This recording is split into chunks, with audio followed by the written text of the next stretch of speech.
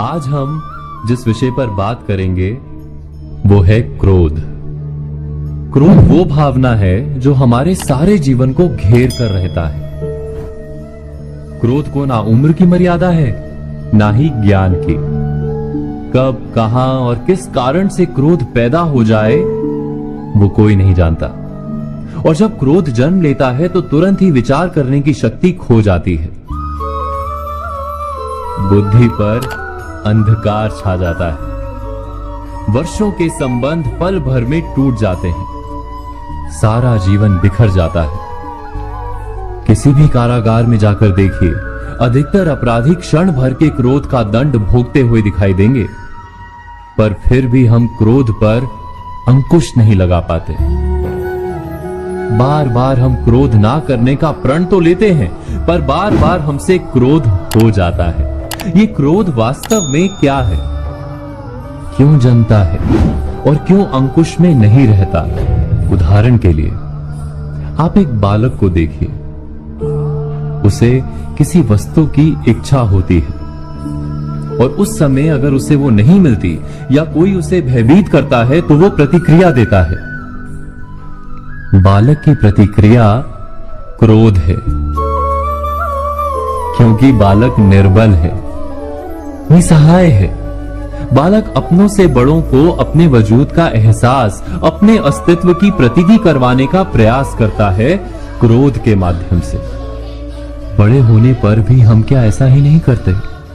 क्या क्रोध हमारे भीतर बैठे बालक का प्रतिभाव नहीं?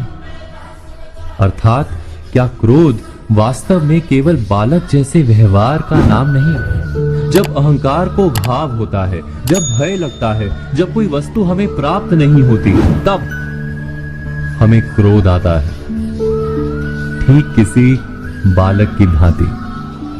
हम जानते हैं कि आईने के सामने खड़े होकर मुंह बनाने का खेल बालकों को शोभा देता है, बड़ों को शोभा नहीं देता। फिर भी हम बालक की भांति क्रोध करना बंद नहीं करते। हम अनुभव से जानते हैं, दूसरों को देखकर बता सकते हैं कि क्रोध से कभी कुछ प्राप्त नहीं होता।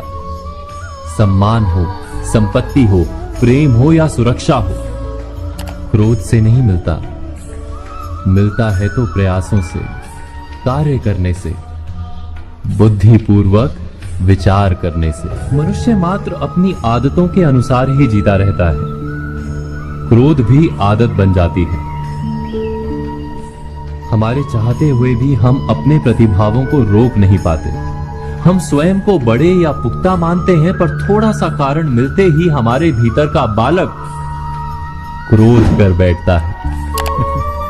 अर्थात क्रोध वास्तव में और कुछ भी नहीं, हमारी बालक बुद्धि का नाम है।